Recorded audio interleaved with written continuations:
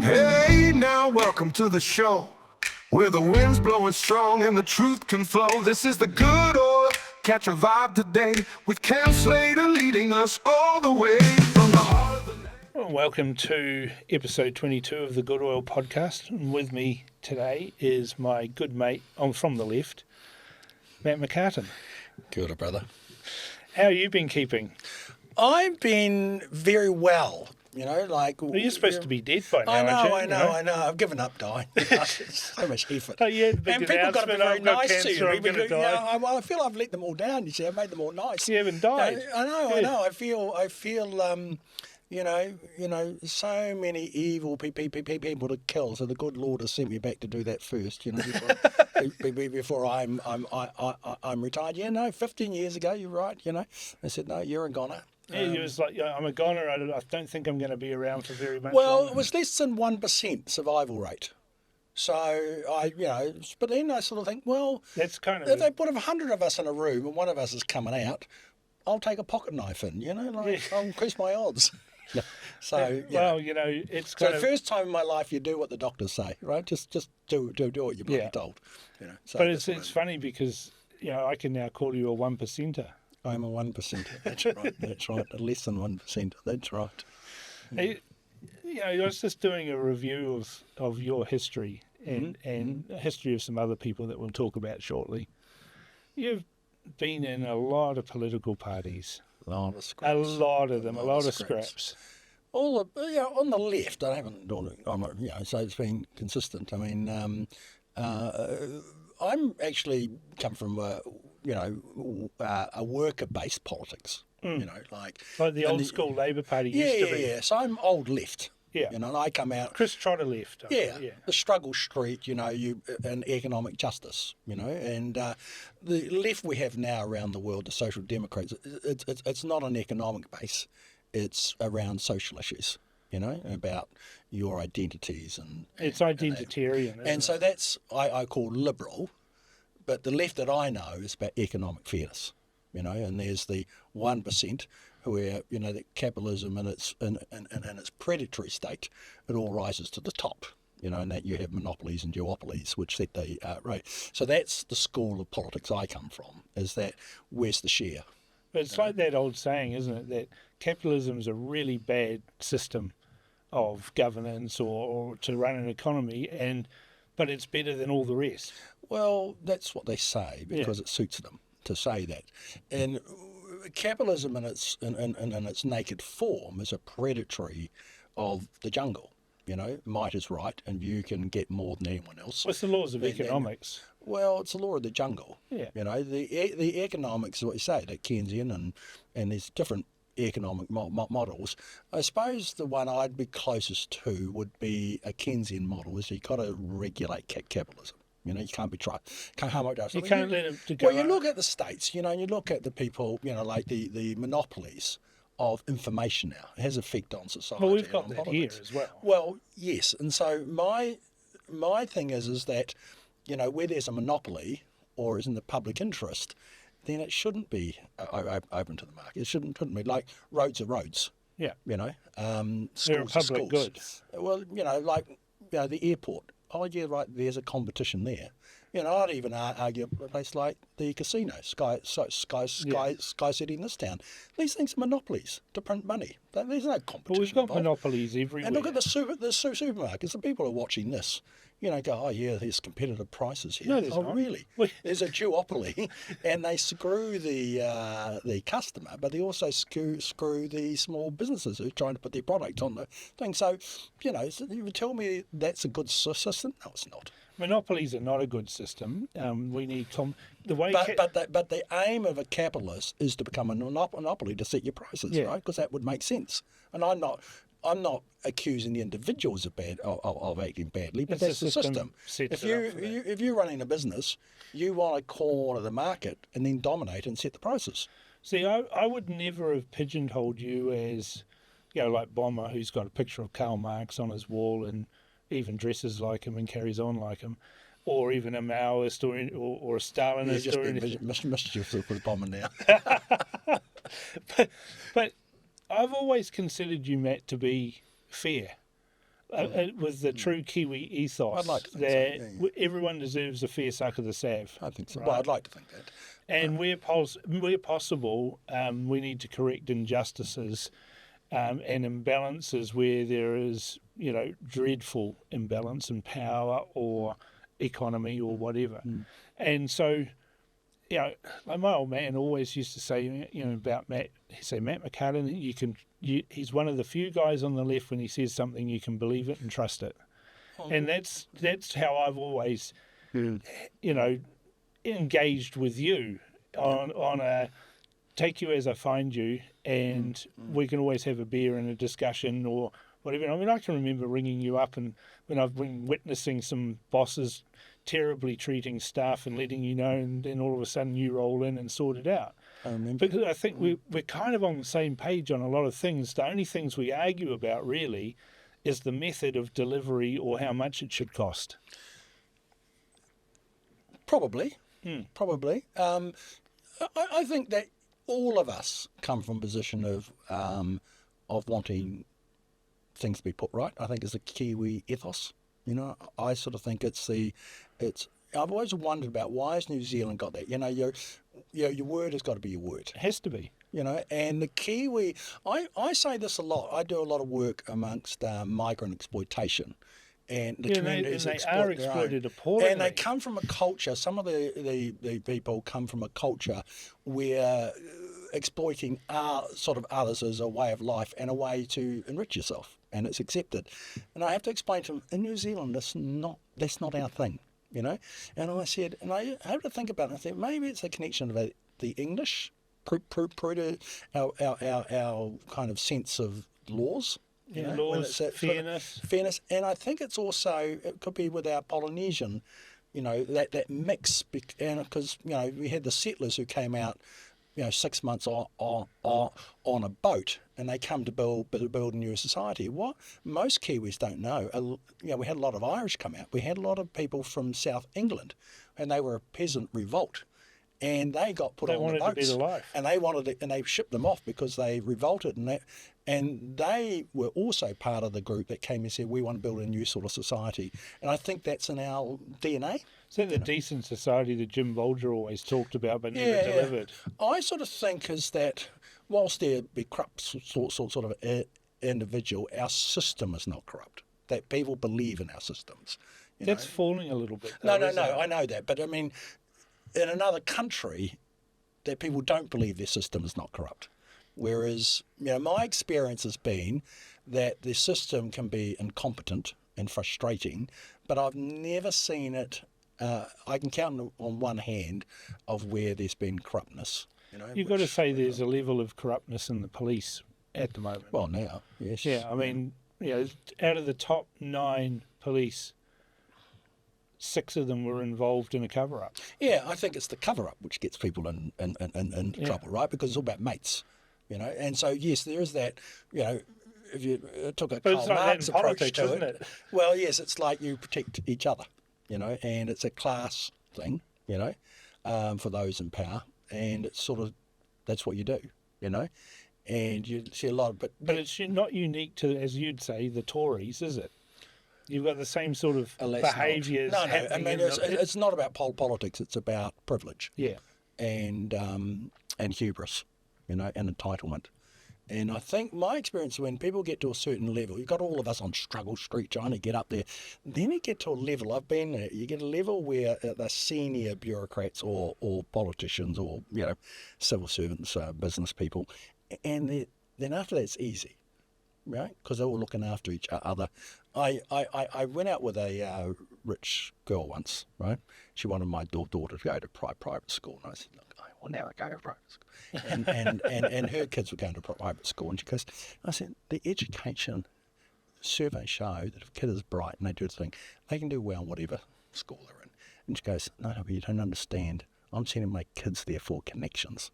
That's correct. Lifelong connections. And I've met wealth people and politicians who went to the different schools, and it's all true. And so people are getting I'll jobs give you a flip side to of that. which they are incompetent, but they get these senior jobs. See, I went to Auckland Grammar. Right? Well, it's a public school. So it's a public school, but you went to Auckland Grammar for connections. I don't interact with any single person that I went to school with. Maybe that's just me. You know? I'm not going to comment on that. I'm sure they had to do it. I don't understand why they wouldn't want to hang out with you in your heyday. Bro. Oh, what do you mean my heyday? I'm still in my heyday. No, and in your early heydays is when you're making your name. You're established now. Yeah, you know? yeah. And I'm establishment. well, you see, when you were like we all were young ones. I broke the mould, didn't I? Yeah, you broke the mould, and you called a spade, and you were. And I didn't take prisoners. You didn't take prisoners. You're ruthless. And I always had a thing, and we're on different political sides, but I used to say to everyone on my side, I said, there's one guy I never want to fight. It's that guy. I'm never fighting him. Because your reputation was no holds barred. And you just Well, that's the same reputation you've got. Maybe that's why we get on so well. We understand each other and how it works. And so when we're talking across the table or over a beer, we know that there's no agendas between the two of us because there's it's almost mutually assured destruction, you know. A bit like that, doctrine. but also about, look, we're old school, right? You give your word, your word, your word. It's what you were just saying about your dad before. Yeah. And look, I thought your dad was hard done by, and I thought he was a man of great integrity and gentle. He's got a gentleman, a very No, he always man. speaks highly of you, mate. Well, we're on different political sides. Yeah. But, But sometimes you need to have those back channels rather than the official media. Well, we were ones. both presidents of parties sort of at the time. Yeah. And I was the president of the Alliance Party and he was the president of the National Party. So I always made a point of keeping cordial relationships with the role, the person that's in the role. That's right. Yeah. Because on election night, G'day. you've got to know the phone calls, Yep. who to make, and if there's going to be coalition talks, well, they wouldn't ever do it under the national at the time, of course, still won't, but it was about, you just had the opposite numbers, right? And it's always collegial, your word was your word, you never betrayed a confidence, so, that was the relationship you built with all of them, and that's important, because it's not about you, it's about the people you represent. Yeah, that's right. And but your father was a surprise to me because I wasn't used to him on that side of the fence, and he was so proper and honourable, and I never felt he was playing an angle. He was just as what I spoke to him or saw him when I spoke to him. It was all as who he was. It's funny because Dad recalls having discussions with the president of the Labour Party at the time and discussions with you, and there was always a call from the Labour Party for state funding of political parties. And National's position on that is get stuffed. We're not having that, right? But I wonder why. But I think you took the same side as that. You said, well, no, hang on, it's a contest of ideas, and if your ideas aren't bankable, well, then the donations is an indication about where you're going to be heading in the election. Yeah, look, I think money is not the only thing you need in politics. You look at money was the answer. ACT would be a whole lot more powerful than they were. Well, that's right. They could raise a lot of money, but if your ideas aren't popular, don't matter how much money you spend, it's not going to work. I mean, Colin Craig's a good example of that. Well, exactly. But use a very recent example, right? The New York mayoralty, right? Yeah, Como sort of had 21 million at one stage, sort of primary, Democrat. and establishment getting praised, getting endorsed by the president, the former Bill Clinton, from all sides, and there's Mandami, a socialist. Proudly so, a Muslim, he's a communist, and he's born in Africa. They say, with Obama, Muslim, born out of the country, and a socialist, and say, well, he's all three of those. Yeah. And he won, against all the odds. He's 1%, and having come from the left and have been involved in certain parties and from scratch, is that if you have an idea and you run with it, you can win. And I ran my first big campaign was an Auckland-wide campaign when I was in my 20s still, and it was about stopping the sale of assets in Auckland, right? And we started 6 months out with $26 in the account, and I had a chair and a desk and a phone. That was it. And within 6 months, we won. And we got control of Auckland and stopped the sale. So you see, it's about your ideas. But if the ideas are shit, you're not going to get and so anywhere, with the right? Labour Party, I suppose the difference that I had was, if you need the state money to fund your ideas, that tells you something. Yeah. You know, I don't mind matching funds. Australians do a bit of that. I'm prepared because if one's outside the other.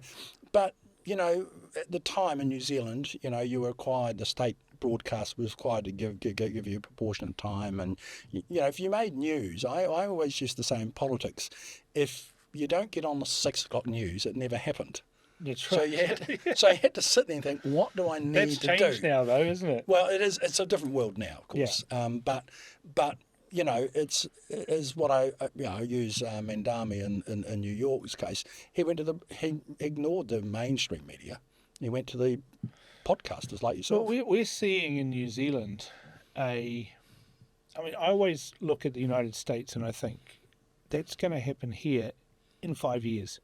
Yes, right? it is. We're about 4 or 5 years behind. Yeah, that's right. I can remember George Bush telling my father, you know, you've got to talk to bloggers. They're the key to get past the mainstream media. So that was back in the early 2000s.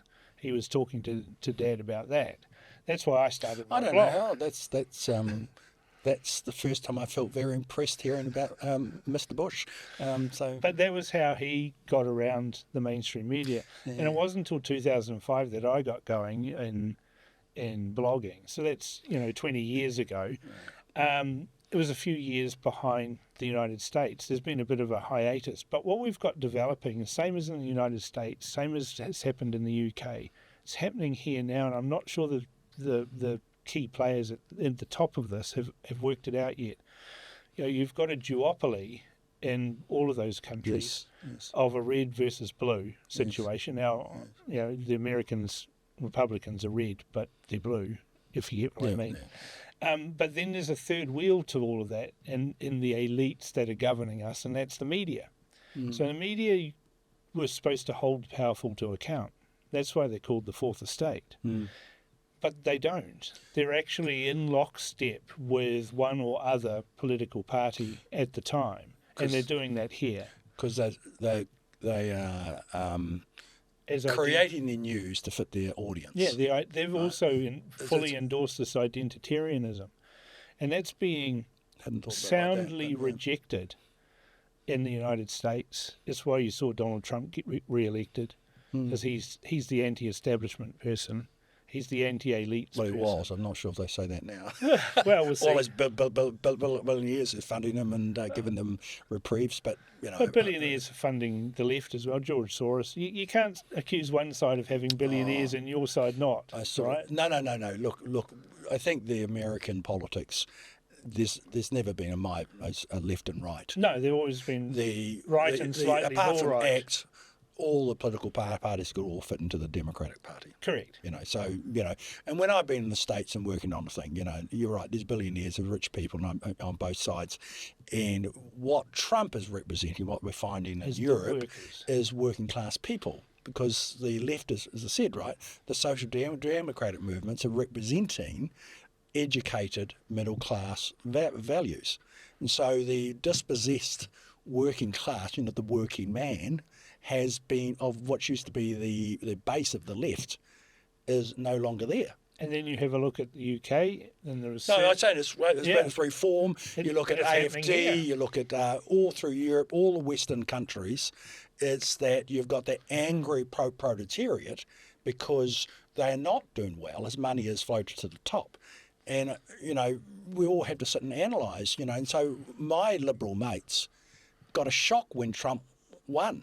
And I'm thinking... Really? No, they were... this first time. Yeah. Shocked. And the second time. And I was shocked too in the second time. Because, you know... He can take some punishment there. No. But what it was is the angry, alienated masses whose society no longer works for. And it's just true. The poor have got poorer. The opportunities have got less. Everything's a use pay. You look at our kids' generation...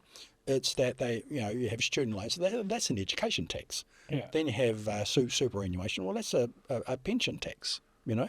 Then there's GST, and then there's taxation, PAYE, and you say, oh, and then there's ACC on top of that. So what you've got is young people are paying effectively a 50% tax rate, and low wages proportionately of what it used to be. So, and that's a worldwide thing. Yeah. And so what you have is the educated classes who their kids become educated, go to the same communities, the same universities, same school, develop their politics. Then they're running NGOs and doing very well for themselves. They live in the inner city ghettos, like in our town, like Grey Lynn and Ponsonby. That's where I live, and we're over in the Morningside.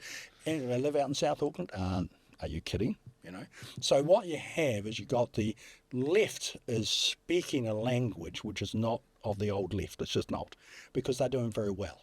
Lower top tax, no capital gains on houses. They can afford a house because they've got parents who help them. And they go to universities. They meet people who like themselves. So when was the last working class Labour MP, or not MP, Prime Minister? It'd be Mike Moore. It'll be Norm Kirk. What about Mike Moore? No. He was third man on a one-man show. Yeah, no, I understand that. But you asked me, I think, because Norm Kirk, see, Moore was a Rogenome, right, whereas Kirk was a Keynesian. Right. So Kirk was, in 18 months, there are things like the nuclear protests against the French Murawa. There was this chucking out of the South African embassy. There's the get us out, sort of out of Vietnam. There's setting up the Waitangi Tribunal, Waitangi Day. But those are those broader issues. But then there's the economic issues, right? His first election, that he put a benefit, an extra week's benefit to every family, so they buy their kids some food and presents for Christmas. Where would you have? Then he bought in family benefits, and you could cash it in and get a house and pay for your deposit, and you take your cash in that until you're 18 years old. He put an extra week of leave, bought in sick leave. There's a whole lot of economic things that he bought in, and he'd all done that in 18 months. That's a left Prime Minister. And this is the last one who'd been to university, the one who hadn't been to university, right? Yes, he built his own was a home. University socialist, They all were, Filled right? off. And all of them, including the other side of the bench, So it's a profession. And so MPs that go there now, most of them, it's the best job they've ever had. In the 70s, an MP's wage or salary was linked to a deputy principal of an intermediate. Now, a backbench MP is on 250k plus, and that's where they cling like hell to the trough. And the one of the deputy principal was just over 100, right? So they were the same. That's how it was linked. So what we've got is a privileged elite now, which governs, and the educated classes marry into each other's, and so you've got that angry class, and then you've got Donald Trump, and as people are disillusioned, you just them, but he's not the only one. They go, and so working class people are saying we're poor, and we're angry. So elites in the media, and whether it's Fox News or Sky TV or whatever, they go and they're the ones who are causing it. Yeah, it's them. So it's always the fine. And then what they do is that you got a Trump come along, and they go where the left goes, because you're racist and you're anti-immigrant, or sexist, you're sexist or misogynist, or of some sort. You're obsessed by trans toilets, and then people go, and then Trump goes along and goes, I understand. I hear you. Where the elites go, we're going to fix it. And what the left goes, and I've seen them do it, drives me crazy. And they go, there's no place for you on the left, because you're sexist, or you say hateful things, and you're racist, and then people go, oh, okay, so I don't belong on the left. And then the right goes, you belong with us, brother, sister, you come over here. And then the left wakes up on election night and go, what happened? So Luxon's not doing that, is he? But well, Winston is. Winston's always done it. That's to be clear. National was a bit of a doofus. See, Brash, when he was in, he was aiming to do that. Yeah. But Luxton, I don't know. I don't know what goes on the side of his head. He just seems wet. But this is a guy that puts his hands in his pockets when he's meeting the king. Sorry, I've got no respect. Well, you need to not be obsessed about these things. But you look at Chris Hipkins and him, it's colourless. So he always looks like a goldfish gasping on the carpet. He's leapt out of the bowl, and he's. You have a way with words. Oh, yeah. But hang on, while we're talking about this development of this intellectual, political media elite, hasn't the same thing happened in the Maori ecosystem? That's right. Right? The answer to that is yes. Where you've got a whole bunch of people who have gone from land marching to creating organisations and power structures and systems and enriching themselves and forgetting about what they were actually there for. And I think that's across all sectors. I think that's something I've had to understand. I've seen many of the left, working class leaders, They're rent seeking, aren't they? well, you just have to read sort of Animal Farm, really, isn't it, to get your education. There's a reason why it was written. And I remember a number of times being invited into the warmth of the fire, if only you could do this. And I remember being offered a seat in Parliament when I was in my 20s still. And I go, why am I being offered this? And I said, is this because this is when Jim Anderton was going to leave the Labour Party? I said, is this because of this? Oh, well, and I go, because I was his organiser. And I said, look, and they said, but no one would know that. And I said, but I would know. I would know. See, that's the difference. See, I would know for the rest of my life that I'm a bought man. And when I look in the mirror, I'll know I'm bought. No matter what I did with the rest of my life, I'm doing good for the people. I'll know I'm a bought man. That's why I won't do it. But you've never been a bought man. No, but the thing is that I'm not unusual, but most people will rationalise it for themselves. And so whether you're Māori and you become a privileged leader of the Māori thing with all the trappings of office, or whether you're a lefty or a trade union leader or a environmental activist or a social justice warrior, I've seen so many people get, bought's the wrong word, get assimilated. It is. See, when Nicky Hager wrote his book about me, he got it all wrong. I mean, he got the whole drive and motivation and all of those things wrong about me. Because he's judging you on what he knows. What people and he knows that people get bought and they get assimilated and they do all that. And he didn't, he published things that suited that narrative and he ignored things that disproved the narrative. Like there was plenty of emails from Jason E to me telling me off and telling me to take a post down that I'd put up or something like that. And my response was... I'm sure that would work. Very short. It was 3 letters, GFY. I remember one time he rang me up and he said, oh, the boss isn't happy. I said, oh, tough shit. He said, he wants you to take it down. I said, well, why don't you get the organ grinder to ring instead of getting the monkey? He didn't like that. But no. I was beholden to no one. No. And they couldn't work that out. And my motivations... But you do pay a price for that, though. Yeah, you do. You do pay a price. And you've got to be prepared to pay. I don't get the cushy jobs that other people who towed the line did.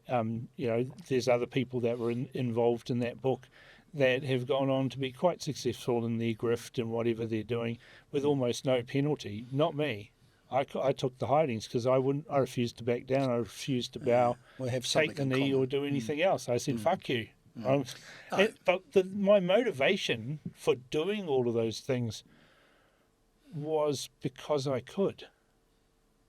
Nobody else had done those things. So I did it to see if it could be done. It turns out it could be done.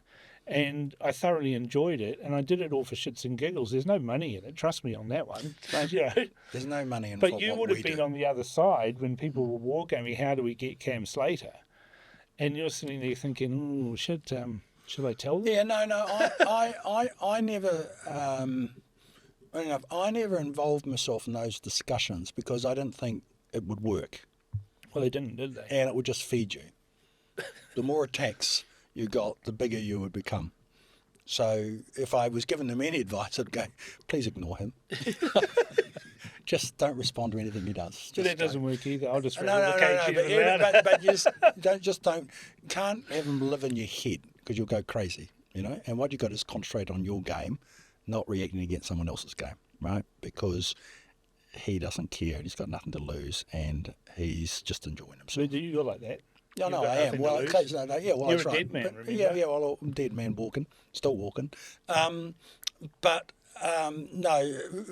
the discussions I would sit in here about you, was always lots of emotion around it, you know, which... Whereas I didn't give a fuck. No, but I just thought you can't deal with a strategy if people are too emotionally engaged on it. Yeah. I just thought, why are we wasting time on this? You know, it's like you Well, can't change him.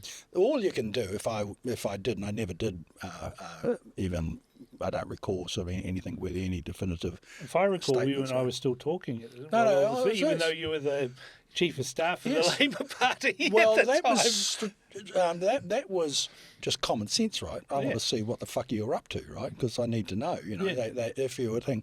But I was never. Well, we never tried to manage a situation, but it was all like I always open to talk to you because I want to know what's going on inside your head because you're a very dangerous man, right? So I just need to know, you know, like, is this guy up to something or not? Does he have the goods? And does he think? And how do I but my mitigate thing that? was always, when your name came up, was not to engage.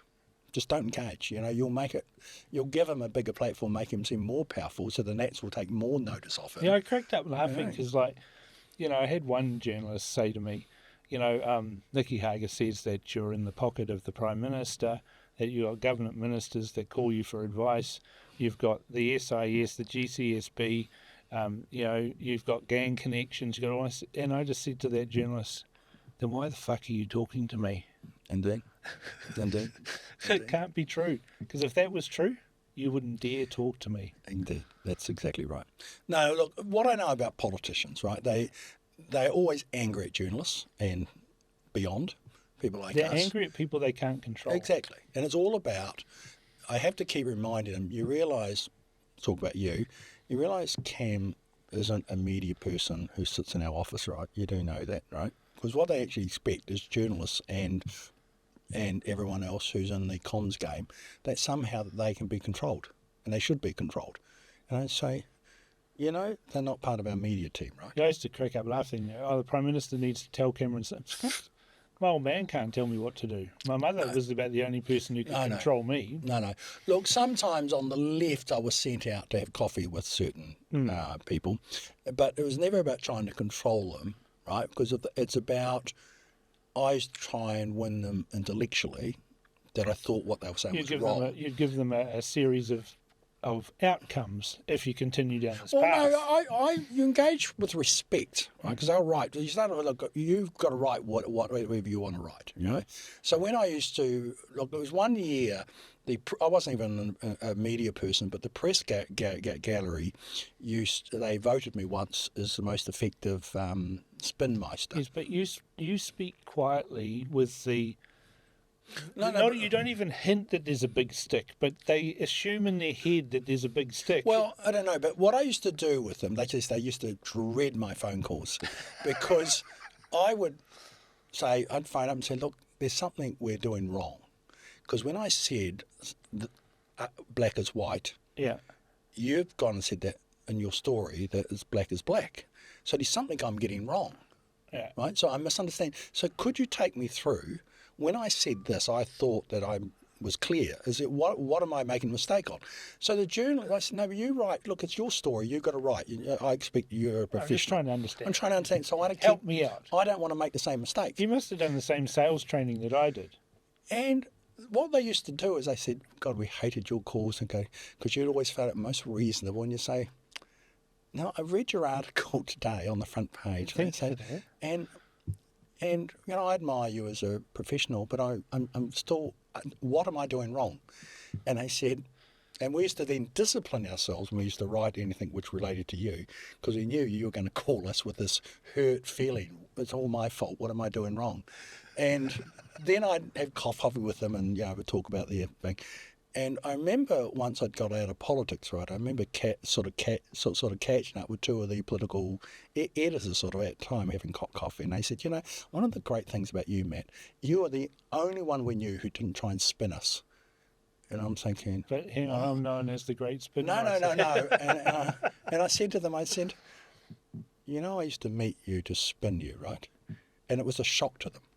Well, it shows how effective you were. Well, no, but also I was respectful, right? They can write whatever you like. But my job was, I never complained, but I had to learn is how they thought, so that I could tailor my arguments. You know, I never raise my voice. Well, I don't raise my voice. You know, it's just a wasted energy. Anyway, I've always seen you, though, as the champion of the underdog. And I like to think that's what I've done with my life, yeah. I mean, working in the union movement, look, I've been implacably opposed against unions, but I've always had...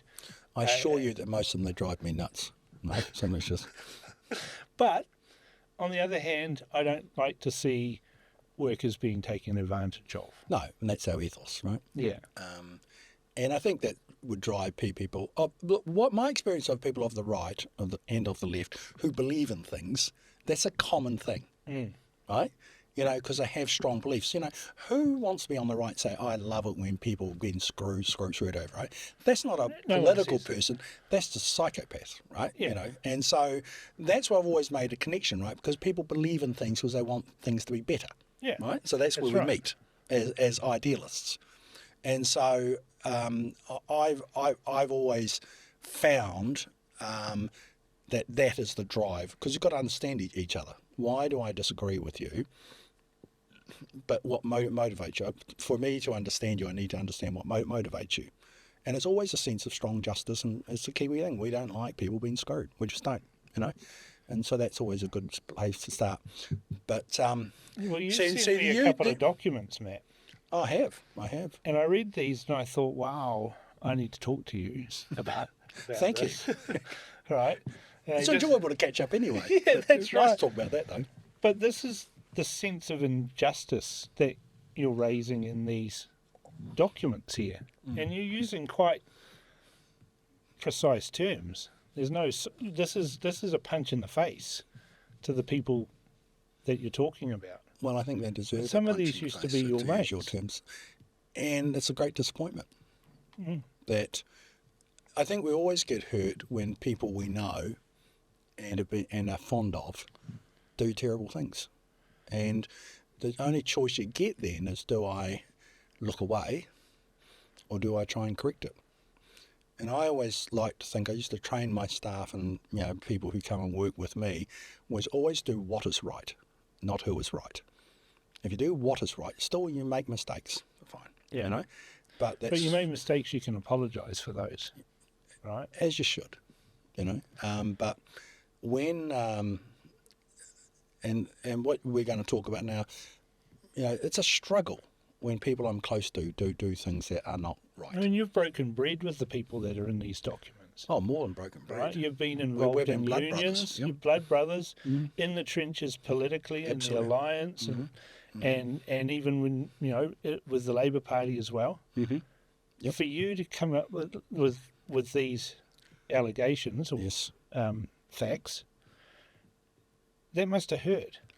And that's why it's taken so long. You know, your audience, well, our audience for today will be, what are they talking about? Well, and that's why I wanted to sort of cover your early life and your philosophy and things, so people know where Matt McCarten is coming from. Because there's headlines about Matt McCarten, he's a unionist, he's this, he's that, and everything else. But I wanted people to know the Matt McCarten that I know.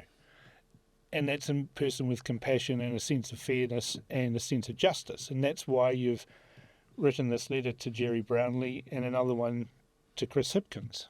And that's serious steps for sure, for sure. And they weren't done lightly. And they've been these have been steps. I don't go off the rails at the beginning. It's always escalate. So this is towards the now to a. This is a 6-month process. It has been. That you've got nowhere, and you're so frustrated by the whole thing, you've decided to write some letters. Yeah. I won't ever give up when I see injustice. I won't. I can't. It's not. You can't look away. I cannot. I won't. And even for a mate. For anybody. You know, because, I was lucky enough to have decided that earlier in my life. You know, of how I would try. Well, it's one of your principles. It's one of those things that is non-negotiable about Matt McCarten. Well, yeah, it's not even negotiable. I can't. There's no negotiation. I can't do it. You know? I say, look, I've tried. You know, sometimes when people have come and I've been offered things, and I'm sure you have too. And I'm thinking, gee, I wish I could, but I can't. I can't. And so it's not we're all sinners. We're all just trying to be saints, And so, I don't put myself as on a level that is different from anyone else. No. I'm just I can't watch people being abused and be silent. I can't. So when we started, I mean, this is the end of the process. Well, it's not the end of the process, but it's there's the next steps in the process. There's a finality to writing these letters. Yes. That has drawn a line under decades-long friendships. Yes. How did you get to that point? Yeah. What happened? Yeah. Okay. Well. Okay. Now the audience. So the audience is now going, right. Okay. All right. So this is about Willie Jackson. Right. That's the letter's about. Not primarily, but he's plays a significant part, and that's what the letters are about. So I was asked to come and work with an organisation called MUMA. So this is about bullying and cover-ups. It's the Manukau Urban Māori Authority. Founded by Willie Jackson's mother. Yeah. And June and I were very close. She had a good reputation. Well, she was a tough old She fighter, knew what scrapper. she wanted, and she said about. Well, getting she's that. good working class thing. She was raised a family, and her husband Bill was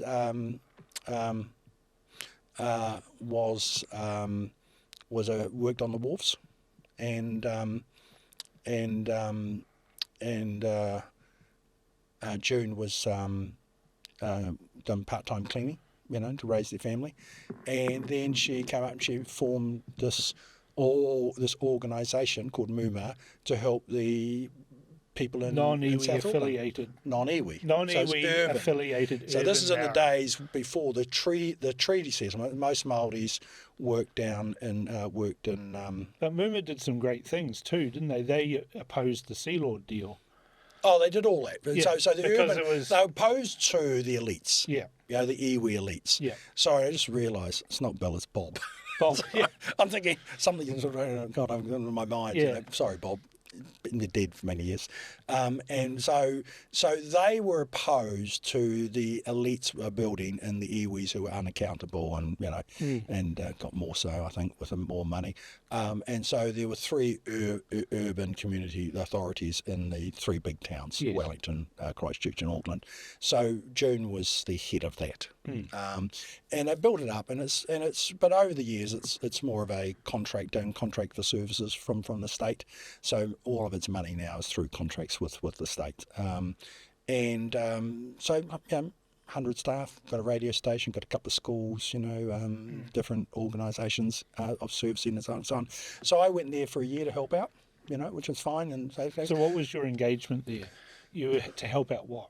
Oh, mainly with workers. The official title was Kaimahi Development, but basically it was to mentor the workers and do HR and employment. Was there issues? There were issues before I went. Before you went there. Yeah. So my role was to help change a culture, and I like to think we did a pretty good job on that, And but the year was up, and was not really my.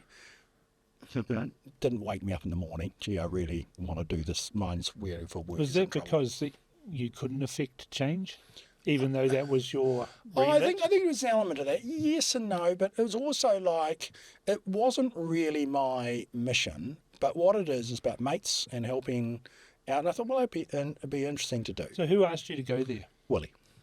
He was an MP at the time. He was an MP, but we're mates, and say, look, and he wasn't on the board, or no. But officially, he asked me, and then his wife Tanya was the CEO. Yeah. So she asked if I would come and do some work and helping them on some particular issues, which I did, with some problems. So I did that not as an official position, but in a kind of thing. And I get called from June Jackson in many days in the past, say, look, we've got a problem here, can you come help us out? And it was like, I do it for nothing, help out. But I came on and said, all right, we'll do it for a year. So I suppose in main terms it's really HR-y things. So that's what it is, So dealing with the culture, making sure people are feeling, well. my job was to make sure there were no personal grievances, right? So because that's a failure. How did that work? Fine.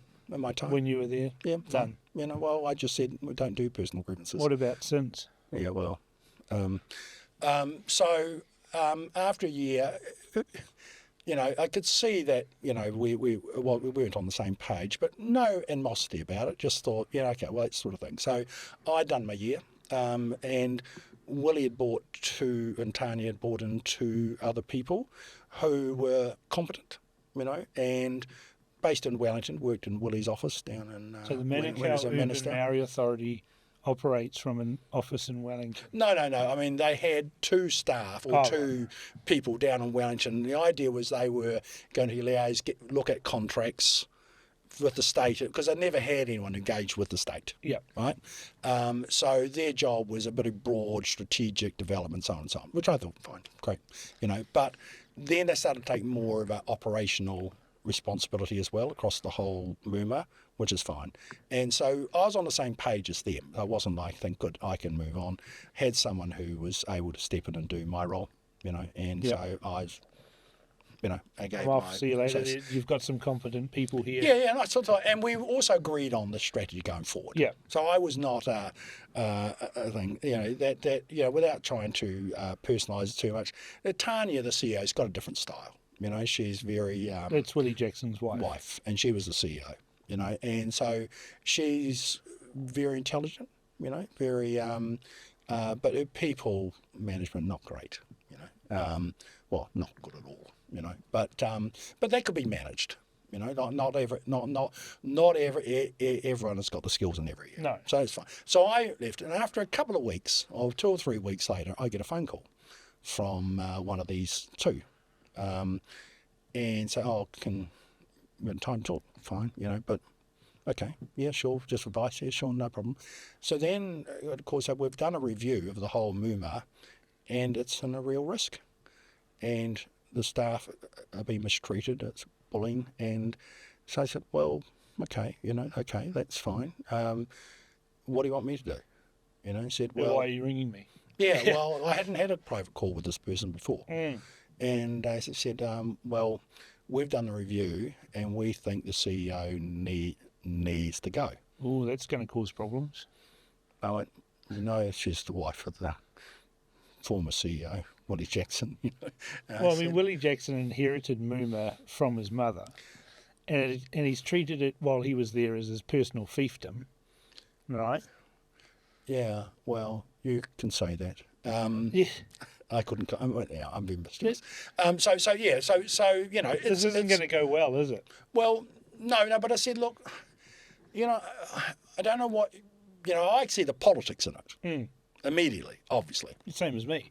So I said, look, it's not appropriate for me to have this discussion with you. Right? Just listen, right? You want some advice? Here's my advice: go and see the chairman Of the board. Right? Because that's what you should do. You know, That's why you have governance. And you have the two of you have done this report. You both feel this way. You've interviewed the managers. You believe the organisation's at risk. Fine. Go and see the chairman. Right? Do you think any of the state organisations that are contracting MUMA to deliver certain outcomes are aware of the governance issues? No. Should they be concerned? Well, yes, because in the contracts that all organisations have with the state, there's clauses in about this. Right.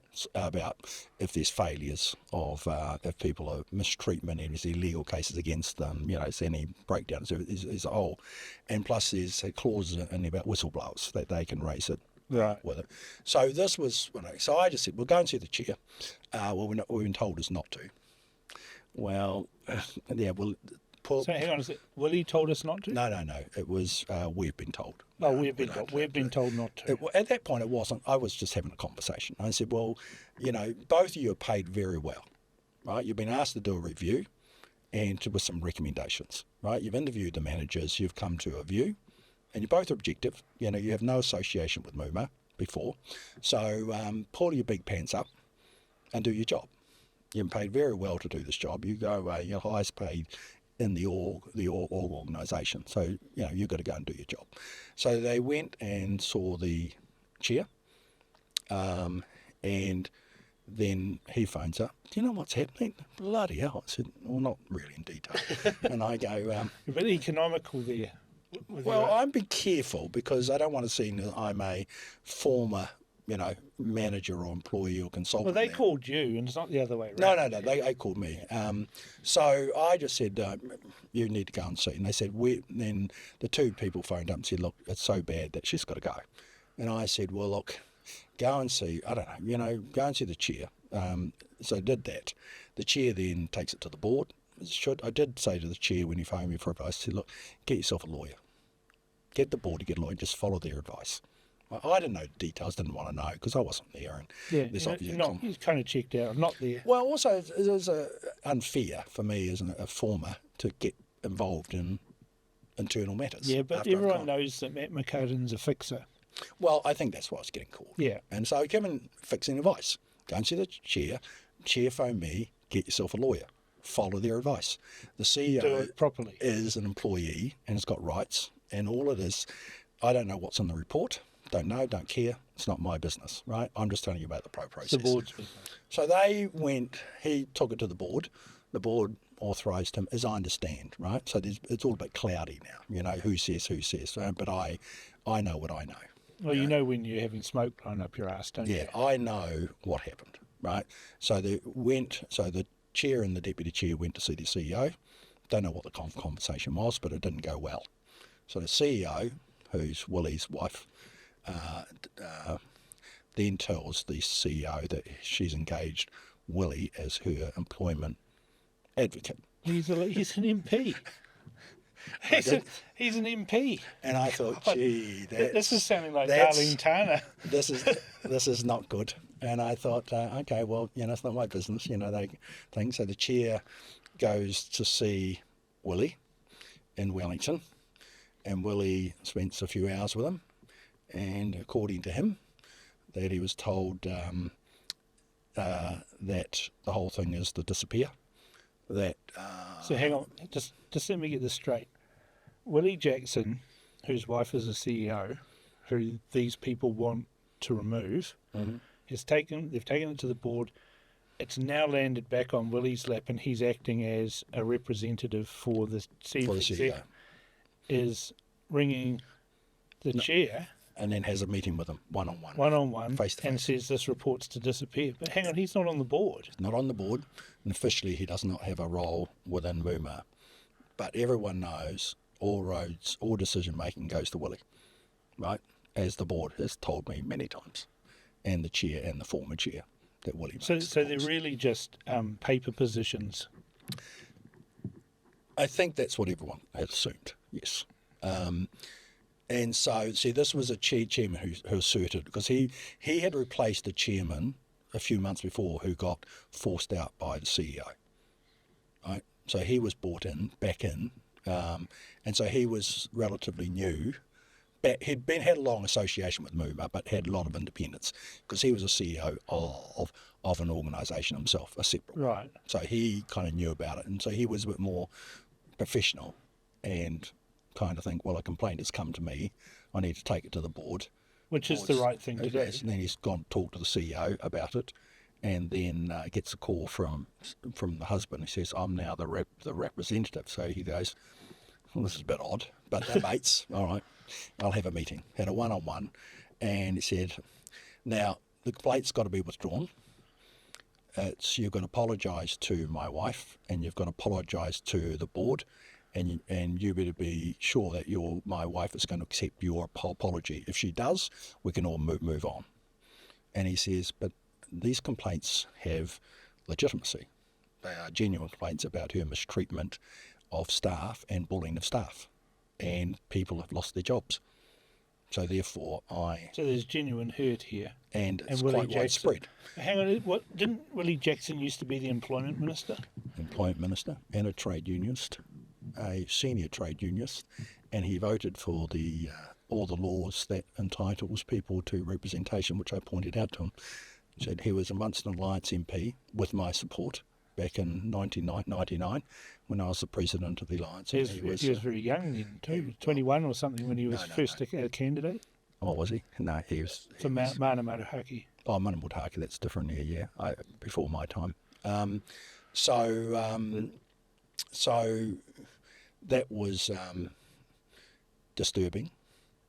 And Willie being a front bencher in the Labour Party, a party for workers. Well, he was deeply involved in the strategy. And he worked for a trade union, and I had helped him at times in his career as a trade unionist. So I was just like, what? But, not my business in one sense. They've got to handle their own. Yeah, they came to you. Their own business, yeah. So so the chairman said, look, I've got to take this to the board. I can't unknow this. According to what the chairman's told me, there's a one-on-one discussion between them.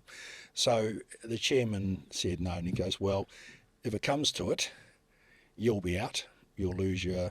he was a chair of 2 boards because, anyway, it doesn't matter. So there's a stipend of 70 grand, so you'll lose that and you'll be out. If it comes down to me and my wife. So it's a threat from Willie Jackson. Well, he took it as a threat, a very clear threat. He said, if this just doesn't go away, if she doesn't accept your apology, you're out and you'll lose 70 grand a year. Is it a threat or a promise? It was both. So the chairman took it as a very clear threat and felt intimidated, and he felt intimidated all the way through the meeting. So if someone feels intimidated sort of in a meeting, it's not made up. Someone comes out, God, I feel really intimidated. Oh, what's wrong with you? No, it's the person who's doing it, Yeah.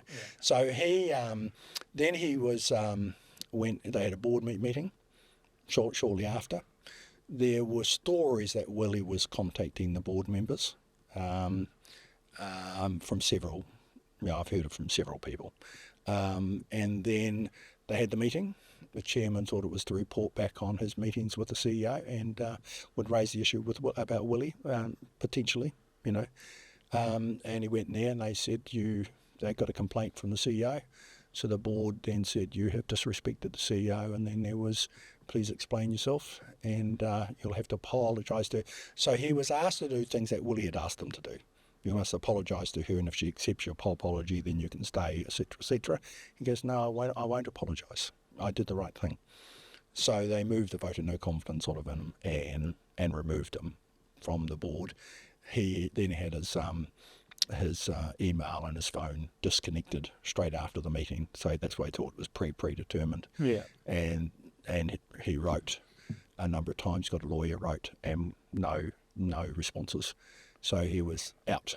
So that was before I really got involved. I kind of knew and said, Jesus Christ, So I thought, well, that's not right. So then the workers who had made the complaints, then they started to reach out to me, being targeted. So a bit of retribution going on for speaking out of turn. I wouldn't say you could point to it, but there was certainly a feeling about that, So As they said in the castle, it's the vibe of the thing. So, sometimes 2 and 2, we say E equals 5, but it's close enough. Yeah. We went around. So I kind of pushed it away to begin with. But, when people I know are good people and they're phoning desperate for help, right? And I said, okay. So there's one I said, okay, well, this is pretty clear. I'll do it. Because it was clear that she was very mistreated. And then another one, I got a call from senior management who were very close to Tanya, asking me, please. So I'm getting all the calls that are coming my way. I've not, and to this date, you haven't wanted to be involved. I have never made a single call, initiated one single call to anybody on the MUMA, not one. Have all come to me, please help, from management, from staff, and so I had a delegation come and see me from the staff. Please, will you help us? It's bully, it's out of, et cetera, et cetera. And I went, look, if you want advice, I'll give you, So I tried to get someone else to help them. Didn't work. So because I knew there'd be a conflict of interest. You work with us, you and Willie are mates, therefore, you've got, and I would say, yeah, there is a perceived conflict of interest. So I was trying to get someone else to do it. No one was prepared to do it, couldn't, without paying the money, big money. So then I got then someone else got got pushed out, and that was a nasty thing. So I agreed to. So a second group come and saw me. I said, look, I can't solve everyone's problem one at a time. If you want to get resolved, you've got to do it collectively. Right? You've got to do it collectively, right? It's a union. I don't have a union now. I've got an old union. I can re-register it, but you'll need to all join it, right? Because then I know I'm not outside in. You're asking me as a group of workers to help you. But you've got legislation on your side if you are no. a union. So I re-registered re-registered the union, and got it all thing because I kind of put it to bed, and then they all joined within a week. They got me the number, which I'd said this is the minimum number of members, so I know it's legitimate. It's not just a few disgruntled workers, right? So bang, in a week, I had the number. Okay, all right. So I had a disciplinary with one of the workers. So this might be a bit boring to the people listening. Background. But just very quickly. So I thought, well, I'll go and help this worker who was pretty clear.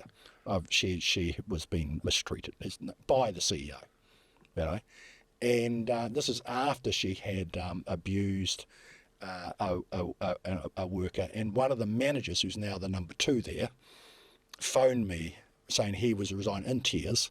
Matt, you've got to help the workers. You've got to help the workers. I'm resigning because it's just terrible. These are the people that she had, who now is now the senior people. Yeah. And then I got another call from another one again. These are the 2 who are the highest paid, who are Willie's people saying, you have to help the workers, Matt. Only you've got to please help. Okay, well... So nothing happens in MUMA without Willie Jackson say so. Well, so these people who were employed in these senior roles were employed basically on the recommendation of Willie Jackson. Well, Willie appointed them. Yes. Yes. Yes. Even though he doesn't have a right to do Well, that. they were his staff, right? Yeah. And they were based in his flat in Wellington. So, so they phoned me and said, please help the workers. Okay. All right. Okay. Because if I came in, then they could use me as the way to try and fix things up internally, right? External, internally. Yeah, I've got other stuff on. Okay. So I went to do the disciplinary because a worker had raised the issue. Then what they do is a retaliatory complaint was made against the worker, and which the worker believed was orchestrated by Tanya, the CEO. Right. And I was pretty convinced there was a hand in it. So I said, look, I'll help. So I went to be the representative. Well, you had a union. Yep. These I had people it in had my signed pocket. up as members. And But at that stage, I said, just helping the workers. I said, look, went there. That's the first time I've been on the site since I'd left, so about 6 months. So I went on there and said, we went through it, and I said, look, this is all made up, and it's retaliatory. And I said, look, I want to see the witnesses, because you've got a different version, and a lot of stuff just didn't make any sense and didn't add up. It wasn't true in my view. So when it finished, I said, all right, we need to fix all this problem here. So this is a guy who had asked me to organise the workers, right? So I gave him what they call an initiation of bargaining. I pulled out and said, right, my union is now registered. I'm the secretary of it. Had a meeting. I've accepted the role. Here's initiation of bargaining. This now requires you to now engage, and I have a right of entry to talk to the workers. Just want you to know, sort of under the rules of the Act. I won't do it today because I know this is a shock to you. But on Monday, I'll give you a call, and we'll sort out the rules of going forward. I'll do it collectively so we don't do one case at a time. It's going to drive me nuts. I've got other work on. So he was a bit shocked, obviously. Then that night, I go home and I get a email at 13 minutes past 8 from Willie Jackson MP, who trespassed me. Said, I've disrespected the marae. This is a guy who was a former employment minister. Mm-hmm. You can't trespass you. No, you can't. I know. So Even I know that. I know. So he Even the tallies know trespassed me that. as the chair of the marae. So I didn't realise the chair of the marae committee. But of course, I phoned a couple of mates of mine who are on the board, and they knew nothing about it. So he took it off, and I got that 2 hours sort of after, or a few hours after the meeting. So gee, I wonder what the connection was. So I just looked at a trespass order. I said, why would an MP insert themselves into an industrial matter for all the reasons, trade unions, Labour Party frontbencher, employment minister, should know better, had voted for the act. But, oh my God, So I wrote back, so I just kept it calm. Wrote back the next day, said, Willie, this is madness. Brother. Yeah, brother. And this is madness. You're putting yourself at great risk here. You can't do it. The law does not allow you to do it. You're not the employer. You're the landlord. There's been case law on this. The landlords have no right in determining who can come onto a site on an employment matter under the Act, the Gabriel Act. And I said, but you either know this or should know it, right? You're acting emotionally because it's your wife. And I said, now what we need to do is just calm down, right? I won't turn up. So this is classic Matt McCarten. Laying it all out. He goes, this is how it's going to work. Yeah. And we're going I said, you see, if I come down there, he goes, oh, we'll get the police down. I said, they're not going to touch me. Got security guards. See, then this just makes even a better story. Do you understand where this goes? But I also said, look, as I wrote back, went hard line, basically get fucked. I'm doing this, and you turn up here. I'll have people. I'll toss you up. Okay, all right. Well, look, what I'm going to do, as a favour, right? I'm just going to let this just sit here, right? Allow things to calm down, right? Because I'm dealing with these 3 cases. I'll deal with that, and we've got a complaint, right? So I'm not going to push it then. And so then the workers on the site, they then said, we'll take it, and we fine about not having a big scrap, so we're fine. Then they said, we're not even going to, your right as a union to represent the staff. We trust anyone from your union to participate, and people are not allowed to talk about the union. You can't do that. No. Even the worst employees, you never do that. You can't do that. I just think, so I said, all right, well, then I get this letter of abuse that I've done this, and none of it was true. It was like, this paranoia is set in, and I'm thinking, you're there, you're disrupting business, you've been on here telling people, forcing them to join the union. I'm thinking, I've never been on the site. I've never engaged. I've just said to the workers, you guys need to do it yourselves, right? Because I'm not coming in to do all the fucking hard yards, right? You guys want help, I'll help you, but I'm not doing everything, right? Because, this is all voluntary work, so there's no money in it for me. I do it anyway, right? Because it's the right thing to do. And it just goes on and on. And so it just gets worse and worse. And so I got the 3 cases. This other case I had with it was slam dunk, just cruel, vicious.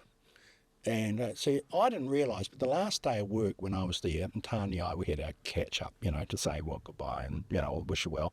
She had just come from a meeting where a worker, she had her in her office, reduced her to tears, and she walked off the job and never came back again.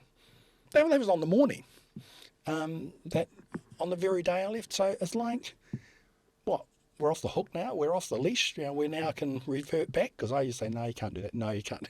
So that thing. So I had 10 complaints. And I could have taken a PG for all of them. But let's just sit around. Let's initiate negotiations, because then I can sort it for everybody about going forward, and then we can sit and look, this has got to fix this, I've got to fix that. I can't do 1 case at a bloody time. But I'd agreed to do 3 cases. We're not talking a lot of money here, are we? No.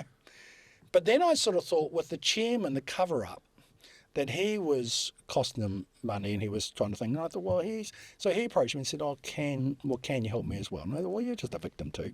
Fine, let's sort it all out to get together, right? But knowing you the way I do, surely you've had a phone conversation with Willie Jackson about this. He won't engage. No? No engagement. I have. So from then on, and I've tried to talk. Well, I did meet with Willie a couple of times, initially. Sorry, I did.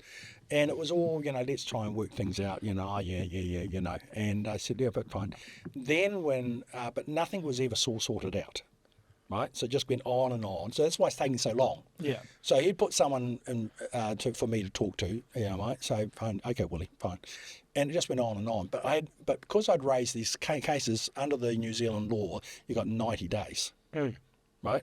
And I say, look, was all informal, we're all mates, but we've got to do the right thing. You know, what it's pretty clear is done wrong, and I know what the price of these things are, right? It's not going to cost a deal, but you've got to recognise it. We've got to have change. You can't do this sort of control.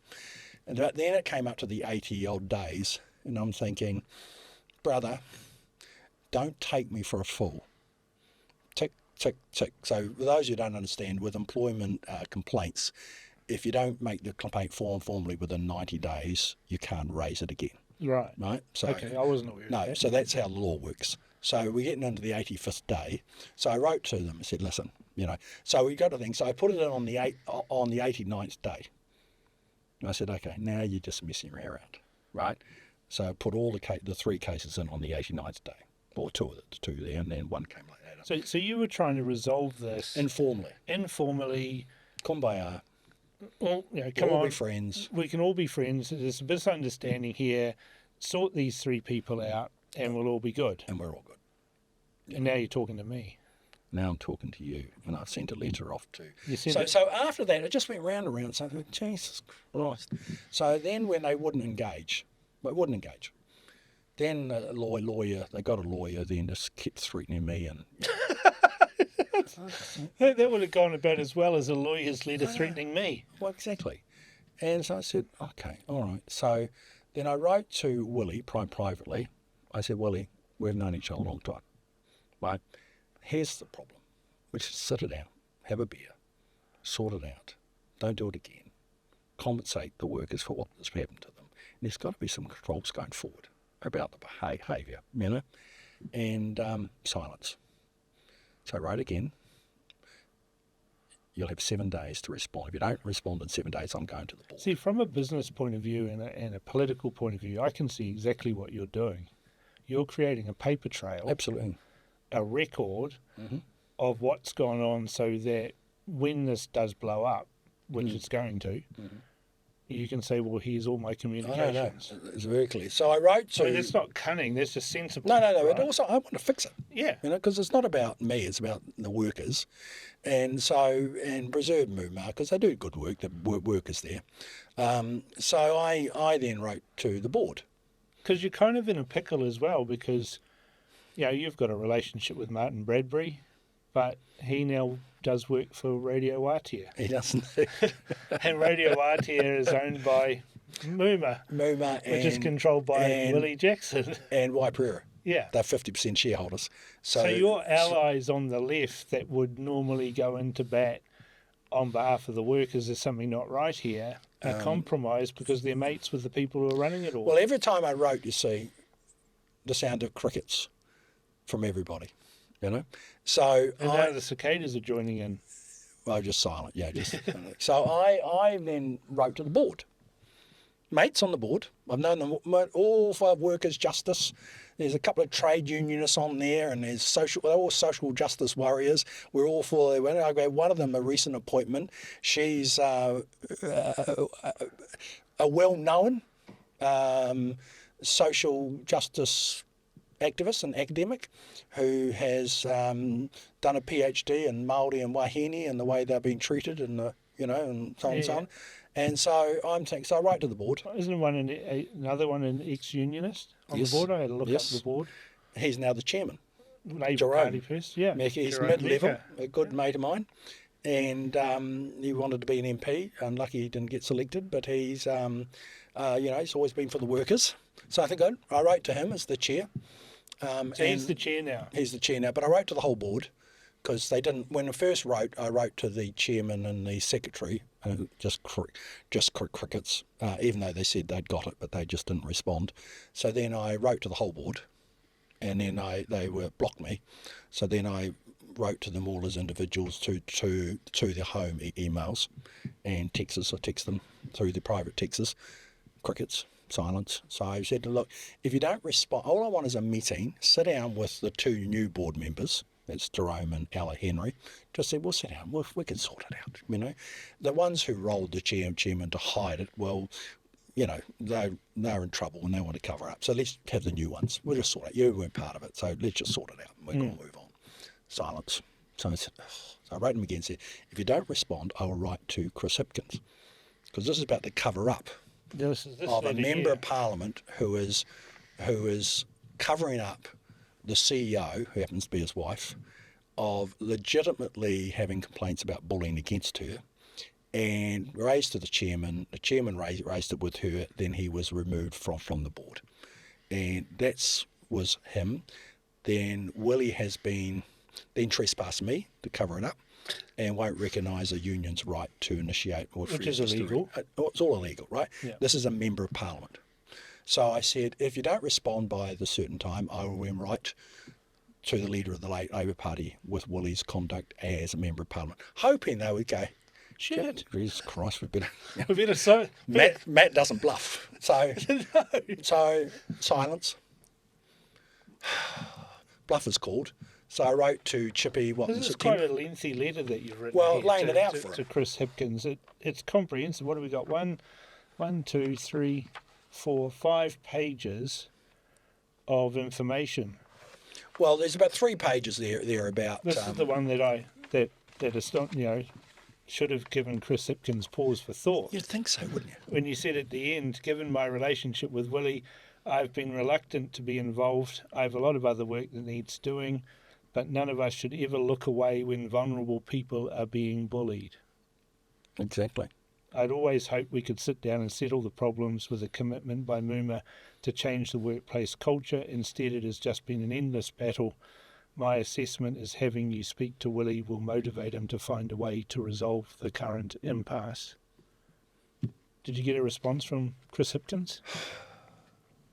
I already know the You answer. sort of think, hey, look, I've been asked by Chris to speak to you. Matt, we're onto it. This is outrageous. We don't want whatever ended. No, what I got was, so I wrote that, and I wrote it because it was on the eve of the Tamaki by-election, Tamaki Makaurau by-election, and I said to Chris Hipkins, I said, you'll be seeing Willie, because he's the campaign manager for the seat, on Saturday night. I knew it was not going to be good news that night, but I said, just tell him, sort it out. Just sort it out. Get it fixed. Get it fixed. And I think in that letter I said, you will understand, I said to Chris, you will understand the motivations or the seriousness of me putting this in writing to you. Like, can I This spell is it out? explosive. Well, you'd think so, right? I'm writing in a way and say, do you understand this better be fixed? So then I phoned his chief of staff that night, just to be clear.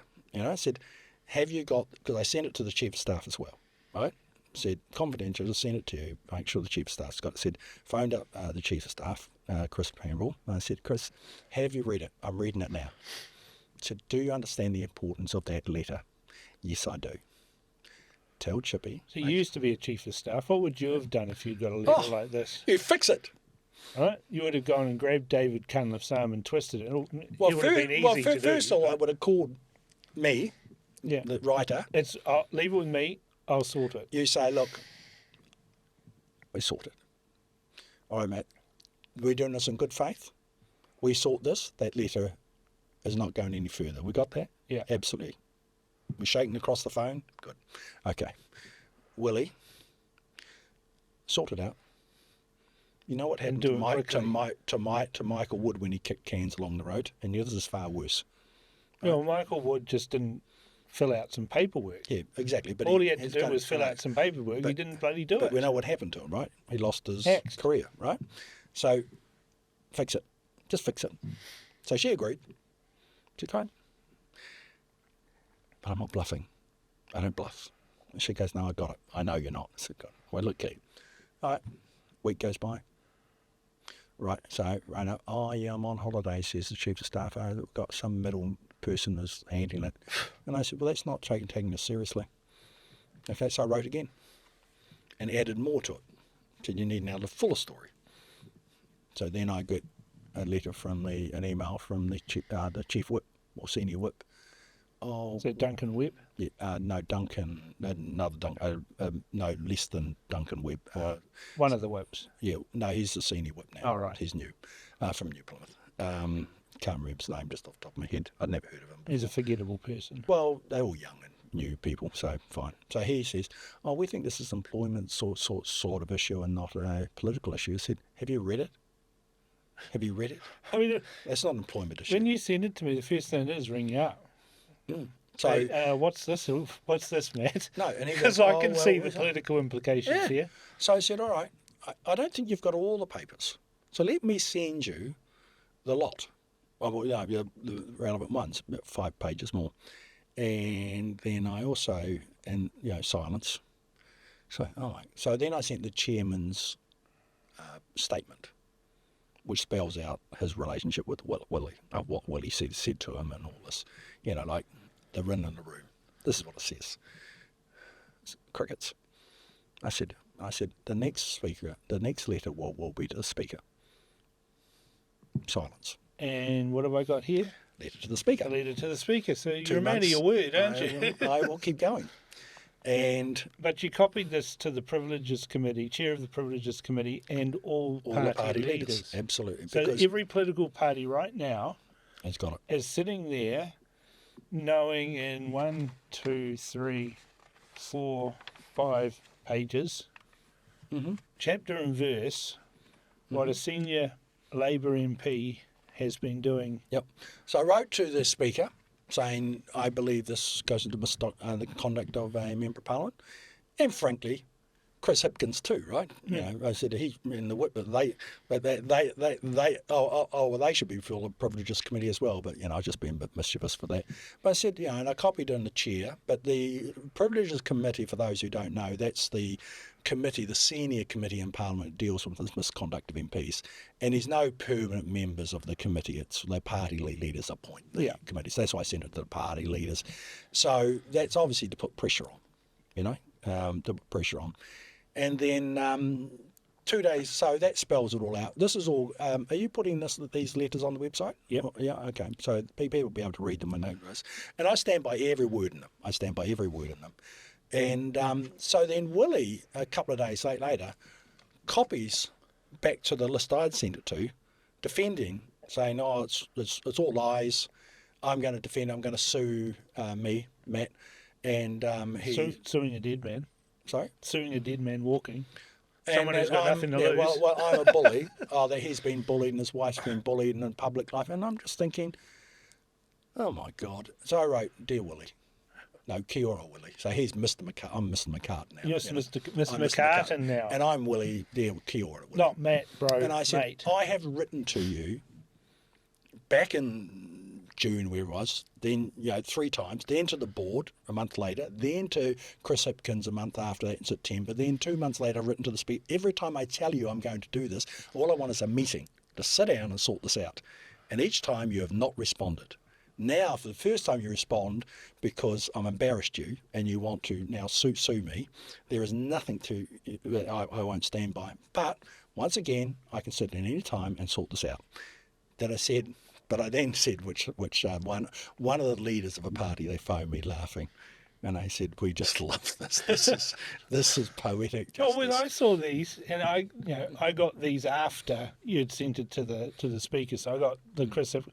I said to you on the phone, I said, "This is hilarious. If it wasn't so serious, it's hilarious that it is." Incompetence, political incompetence, I just can't. and not sorting this out on the down low, And you want to run the country, and you're too cowardly to even say to one of your front benches, mate, what's all this? If Helen Clark was the leader, right, would that person's head still be attached to their shoulders? They would have got a phone call from Heather Simpson saying, "Office, 5 minutes now." Yeah, and say, look, And she would have sat there and said, "You need to sort this and give me an assurance it's been sorted by the end of business today, could have been sorted with a... or I will take this."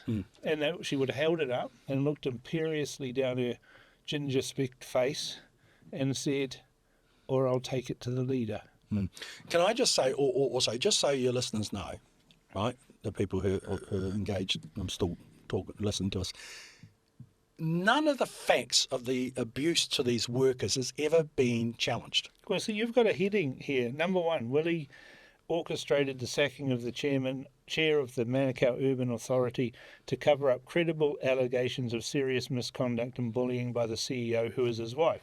Your second heading is MP bans union access and the right to bargain for its members. That could be written by the New Zealand Herald's headline writer. Mm. The third point, Willie is a key part of campaign of intimidation. Good. And then you give considerations at the end. And again, there's a bullet point list here. And the number one, I'll read it out. I've been a close friend of Willie for 40 years. First as a young trade union officials, then as political allies. I get constant reports that Willie is telling anyone who will listen to him that he feels betrayed and upset at me. I assure you I feel even more betrayed and more upset at his behaviour.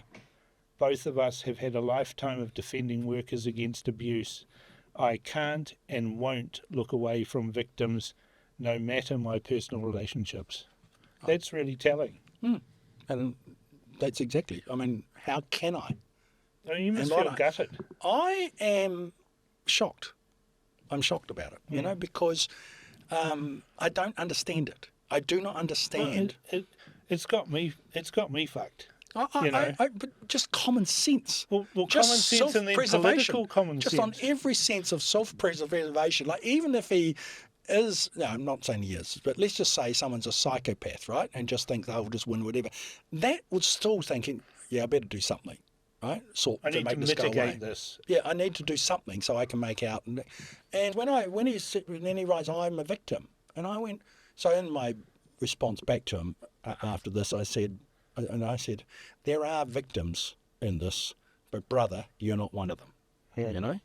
And one of the leaders of the parties phoned me up, giggly bits. So when this, I will be now writing to all the MPs, to each of the core caucuses, and touted for them. The Green Party have lost an MP for less than that. You know, Darlene Tana was rinsed for her husband exploiting migrant workers. Exactly. So she was dismissed from Parliament for less, right? And so the Many Greens MPs have been dismissed from Parliament. And so the Greens have got that. Then I warned. I said, look, I won't stop. I will not stop because I can't stop. But I'll give each chance. I'll write to the Māori MPs. All right, is this what we mean when Māori are in charge, and Māori workers are working at? We're worse than any other boss we've come across. That we are right to mistreat our community. The people who have been abused here. A woman who've given their careers with helping victims of abuse and victims of trauma. That's who these workers are. And you say, so we get paid public money to finance, to pay for helping families under stress with people who are committed, social workers who are trained, and then we bully them and mistreat them and they lose their jobs. And we're all supposed to hush this up because we're nudge, wink, wink. We're Māoris. Because Maoris and mates.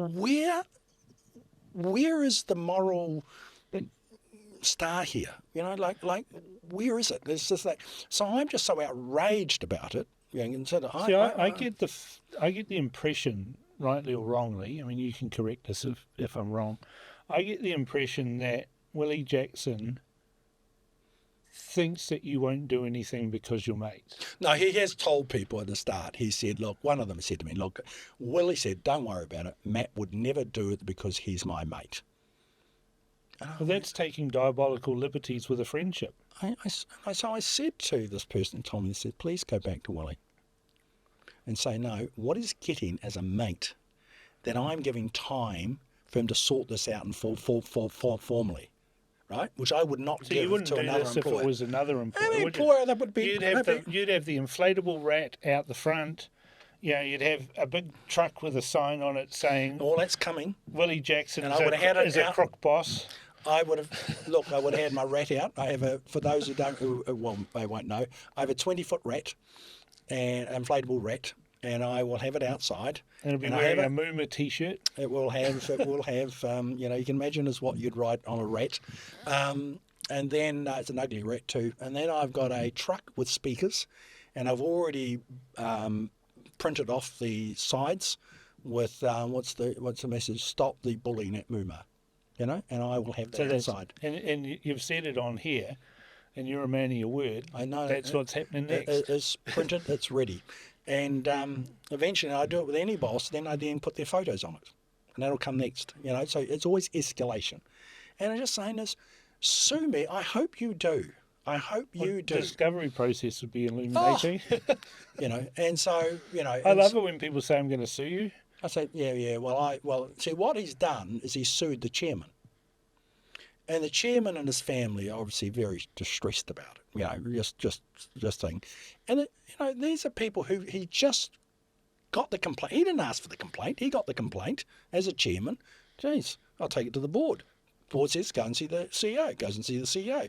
The Willie Jackson, the MP, the wife, the husband says, I want to see you because I'm the employment advocate. Oh, okay. He goes. He goes in there, gets threatened, then comes back and gets rolled. And then he goes, that's not fair, and I want to address it. So now they're suing him. And his lawyers now tell him that it'll cost him $200,000 because they put it into the High Court. It's all about intimidation, you know. And he's got 3 legal letters in 4 days. So it's all right for people like you and me, right? Okay, yeah, okay, you know, stick it up. But this is a family, and so they're scared of losing their house, which is and the taxpayers paying for all of this. But this is going to be the natural conclusion of this interview is that I'll get someone suing me. And Brian Henry's going to absolutely love that. Yeah, but they're going to sue you. I'm just saying. No, but it doesn't matter. They do it to punish you, right? Yeah. But I'll say right here, right now, right, that Brian Henry will be licking his lips with glee. Well, I've already, yes. Well, you know, that they've already threatened to sue all sorts of people and other media outlets. So I started to think, who do I know who's fearless? Apart from me, just you and me. So it's gone to the speaker. So I write to all the other parties, and I will just keep going. You know, because the end game is settle it. Yeah, they could settle this tomorrow. They could settle it tomorrow. Sit down, have a beer or coffee or nothing. Just sit down. Sort of. I don't care if they have an intermediary. I don't care. You know, all I want is there have been more than I'm representing 3 victims. But there's a lot of it. I've talked to them. Look, let's just sort it out. We're not talking a lot of money here, are we? No. You're talking. Their lawyers would have cost them more to sort this out. They're moaning to me the other day. One of their managers said, "Oh my God, the cost of the lawyers has just gone through the roof." That's top end town lawyers, isn't it? This is Chapman Tripp. Right. You know, a very Māori law firm, of course. You know, and it's tikanga, and we've got to sit down. Woke as hell. Yeah, of course. You know, I mean, these guys are $800 an hour. You know, and so they ain't cheap. And the lawyers for the chairman said it's going to cost you $200,000, and they'll tie you up in court for 2 years because that's the game. It's the game. And the taxpayers paying for it all. So the money that the government has allocated to MUMA to help the community in Mangere, the underprivileged Maori, has been used to pay blue ribbon lawyers in town to defend bullying. They say, where's your moral compass on this? You know, and just say, well, I know where mine is. I'm fine. I sleep easy. But, you know, why do I have to go to all these lengths, right? It's because it's ego. I think I don't know. Maybe it's hubris. Maybe it's maybe you're right. Maybe he is a psychopath. I don't think so. Well, that's not what I would have said normally. But look at the I'll say behaviour. this because I want to be fair, right? Willie does have a good heart, right? He does have a good heart, and I've known him for the years, right? But he is quick to anger, and when he feels things. But I think it's about protecting his wife, and I think that, you know, and I say, well, that's fine. But as I wrote to Willie once, I said, look, I know you think I'm the problem. I'm not the problem. The problem is the actions of your wife. That's the problem we need to fix.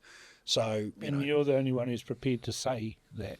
Well, the board and the previous board. Well, the board is all just. They're all toadies, sadly. Well, they're the good old boys, you know, and they're warm in there as well. Isn't this the problem with nepotism or not having a meritocracy instead of having, I call it a brocracy, right? and it's a bit facetious. I know but, what you mean. Yeah. but it's let's all get our mates together and we'll not have a bad word said about them. That then leads to dysfunction. It leads to catastrophe, and it has in this case. Yeah, I just think this is completely all unnecessary. I mean, the board should be looking at their contracts and saying we've got an exposure here which could see these contracts frozen, which means non-delivery of that what we're trying to achieve here. This is a very real risk, financial risk and reputational risk to the organisation. We need to get this sorted. That's what a competent chair and members of a board would say when they saw this sort of stuff. Well, yes, pretty obvious to you and me, but even more concerning is they have had some smarty pants lawyers involved to give them advice. What are they advising them?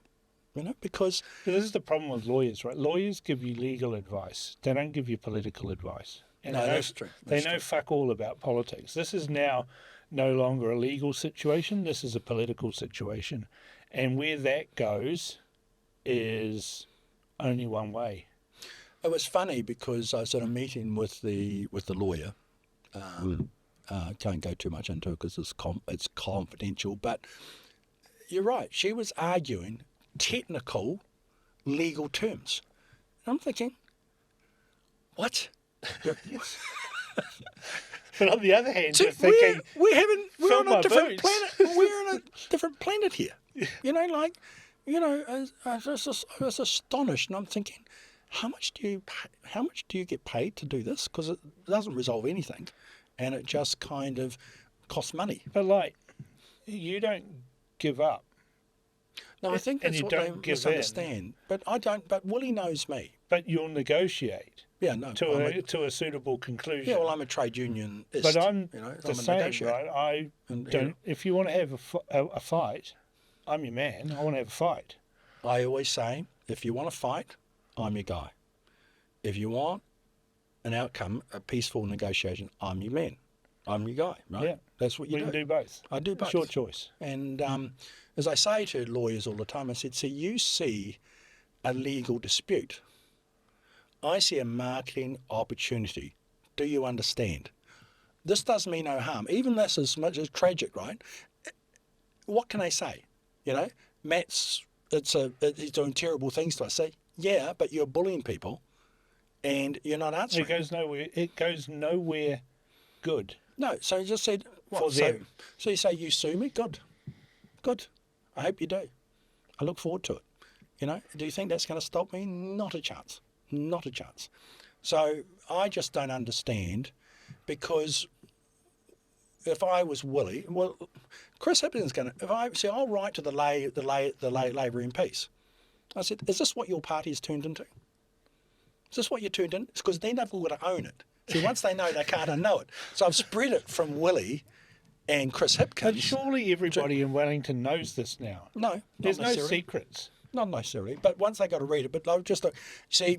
See, if I was Luxon hasn't got a political bone in his body. No. If I was Luxon, I would have sent that email and these documents to all of my MPs, and someone would have had a big mouth. So here's the thing. So this is what people don't know, right? So I wrote to the Speaker. The Speaker can't refer it to the Privileges Committee for investigation. Needs an MP to do Needs an MP. Now, I win both ways. I'm going to write to 120 MPs, ask for one of them to sponsor it. 120. Is it? Okay. Okay. So I'm going to write to all the MPs. The whole of Parliament. And caucus and say, I need one MP. Will one MP stand up for workers? And we shall see. We shall see. Is there one amongst you? Is there just one? Who stands up for these women who have been abused and bullied and lost their careers?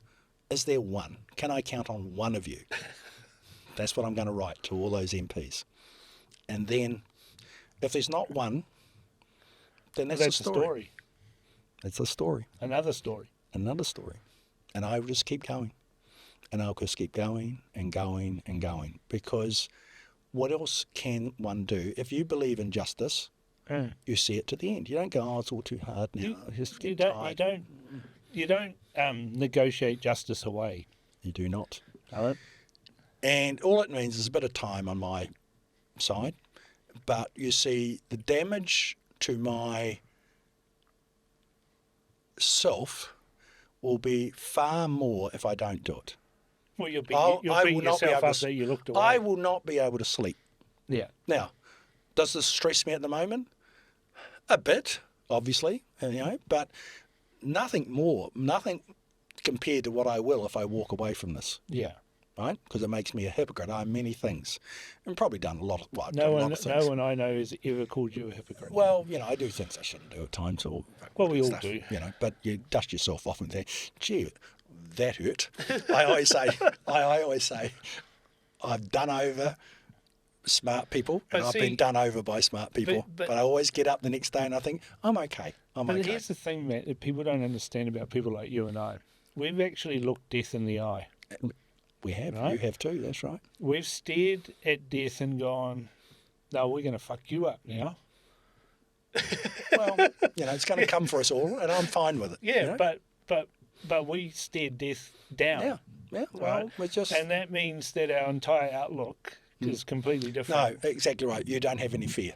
No. I don't have any fear. Don't have fear. I've never had it anyway. But that taught me. I never one time. When I first thought I had cancer, when I had it, I just think I was a bit shocked, which is a feeling I hadn't had in my life. I thought, well, this must be fear that people think. I hadn't felt this shock. So I got into bed and I was at night time and thought about it. Oh, well, my regrets in life. Oh, yeah, I did a lot of things I shouldn't have done, okay. But I'm okay, I tried to do the right thing. I thought, well, I had three things. I said, I don't want to die with debts. I want my union to survive me, and I want my daughter to be okay. Right? Yeah, I think so. I can do that. Rolled over, went to sleep. And wake up in the morning, straight to the doctors, up to the hospital. Let's get this sorted. And just get it sorted. Just another issue. And lucky, of course, luck. And, Just another battle. Just another battle. But it was okay. You just do what you're told, live with it. I don't want to spend all my time fighting. I said, no, I've got other things to fight. That's probably what caused the cancer, actually. What? Fighting. All Certainly genes, Yeah, all genes. and lifestyle and stress and all the things, modern things. Look, whatever. You're just going to, right, got it. As the doctors, the surgeons, thank God they're great guys, and they go, everyone's telling me, if I could eat grass or orange juice and look out and upside down in the sun each morning, it'll come right. And they said, listen, this horse is bolted. You've got it, right? Now, what Western medicine does really well is it poisons you, and we cut you, and we'll keep poisoning and cutting you, and that's your best chance. I said, fine by me. Do it. Let it rock. And here you are, 15 years later. 15 years later. 15 years later. And still fighting for justice. Yeah, well, I will always do that. And what I'm pleased about for myself is I've never wavered once on the stuff, ever. And it's not a kind of thing I wear on as a shirt, a prickly shirt. I just, it's what I can't not do. Yeah. It's in your makeup. Yeah, and I don't even think about it. So all this has been, okay, it's very stressful, but not really, because it's just what you do. And what I got to do with people like Willie, who conduct themselves in the way, say, that's not me. That's on you. them. Yeah. It's on them. They have chosen to do this, not me. At any time, my letter's always polite. They're very direct, but they are polite. And I say, Well, they are. I've yes, seen they are. them. So they are polite. Yeah, but it's firm, and I'm not going to back down. I'm not. It's not even that. It's just saying I'm unable to sweep this under the Well, carpet. now more people are going to know about this. Which is obviously my purpose, because justice gets resolved You in can't the cover sunlight. up justice. Well, justice always works when there's light shining on it. Well, see, It dies in we the started shadows. off talking about the police being corrupt. Right? Covering up justice, right? Yeah. Is this not too dissimilar? It looks like No. It looks like a duck and it quacks like a duck and it walks like a The duck. cover up, It's a duck. I think Willie covering it up is incompatible being a privileged position of being a representative in a civil society. I do. I think it's incompatible. you know. It's pretty dirty. Yeah, because it's just not, we all make mistakes, do things, but it's doubling down constantly over months. Each time is an off-ramp, he hasn't taken it. Off-ramp, So that's the thing with you. You always provide off-ramps. always do. Because I know we've gone on a lot of time, but I want to tell the story. I tell it once in a while, every couple of years. So when I was a kid, we used to have a hen house, and the rats used to come in through a drainage hole. Yeah. And the chooks would all, because they got steal the eggs and attack the chooks, right? So I'm the youngest, 10 years old or something, and all the kids would run in with axes, and they had these broom handles with nails, To stab the rat. Stab the spear. So run in there, and I'm the kids. You've been hunting rats since childhood. No. I'm just standing there, the boys are all doing their work, and because there's a rat in the corner looking at me. I know, oh God, but it won't leave us then. I'm like, shit, I'm about to kill it. So I get my little spear out and I go, lunge it at the rat, and the rat runs up the stick, jumps on my head, and I can feel its tail flicking. And I'm thinking, "Ah." And then my brother goes, hold still. He's got a machete. Shook.